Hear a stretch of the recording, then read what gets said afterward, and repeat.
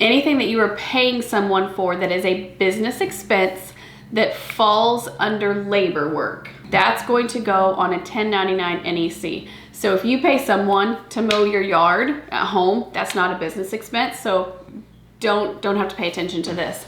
But if you're in business and you pay someone to clean your office, or to mow the lawn at your office, if they're not an employee. If they're not an employee, then you need to issue them a 1099 NEC if you've paid them more than $600 in 1 year.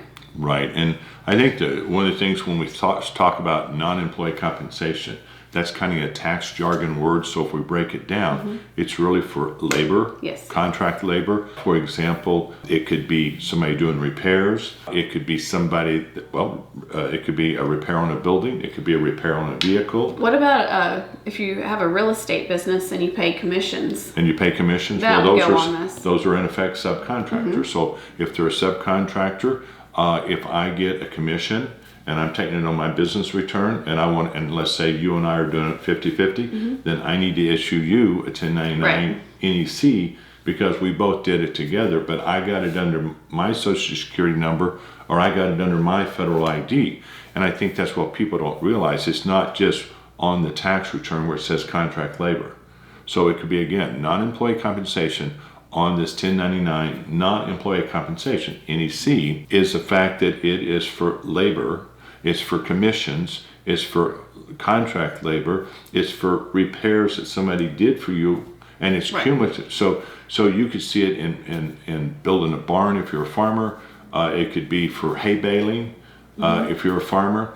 It could be for somebody repairs my driveway out here. It could be putting asphalt down, but they're repairing it. So it's not goods and supplies, but it's for any kind of labor, whether it's on the depreciation schedule or whether it's on your expenses.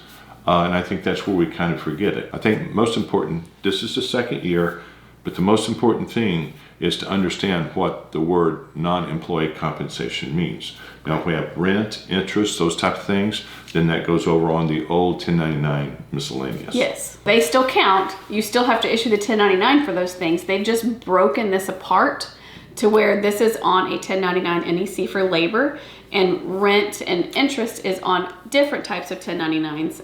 And partially the reason for that is because this 1099 NEC is due to be filed due to be given to the recipient and filed with the IRS by January 31st. With no extension. With no extension. Yep. We have extra time on the other 1099s, and we'll talk about those in a different video, and I know we've talked about them previously also. So today we just want to focus on this. Yeah, and to kind of walk through this real quick, you know, if we, and I'm going to see if I can draw an arrow right here. Whoops. That right there is the normal name, address, street. It's the red arrow. So pretty standard. You're going to come down then, and you're going to do the non-employee, pay the ID number here, and the recipient's 10 there, and then the recipient's name.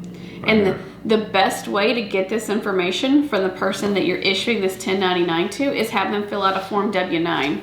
And I know we went over that previously as well, but a W-9 is something that you hand to the person before you ever cut them a check, so you have the information. Right.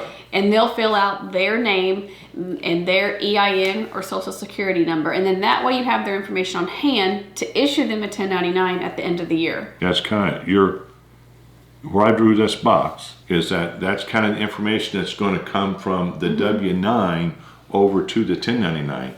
And it's just a reminder, it's this time of the year our clients are saying, I can't get their tax ID number, I can't get their social security number.